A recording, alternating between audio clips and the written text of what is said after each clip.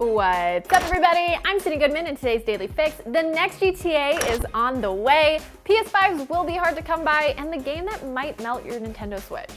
Roll the thing. You're telling me they're making a sequel to one of the most popular best-selling games ever made?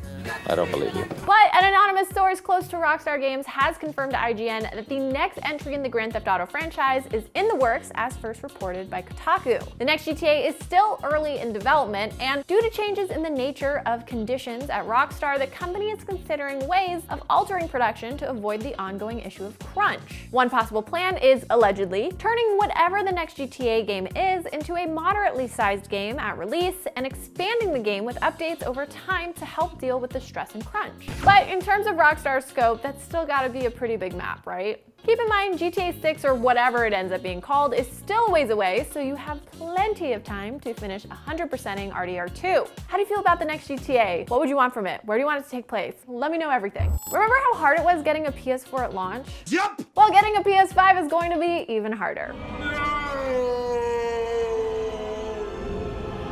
In a report from Bloomberg, Sony plans to produce far fewer units of the PS5 in its first year than it had with any previous console launch. Not just fewer, but far fewer. Yikes. Sony is limiting initial production because it expects the PS5's ambitious specs to lead to a high-priced console that the company expects to be met with the high demand. That's according to an unnamed group of people, according to Bloomberg. Sony informed assembly partners it was aiming to make 5 to 6 million PS5 units during the first fiscal year. And that ambitious price tag they're talking about? They're anticipating anywhere between $499 to $549, which doesn't seem too surprising, but no word yet on an official announcement. What do you think about this price point?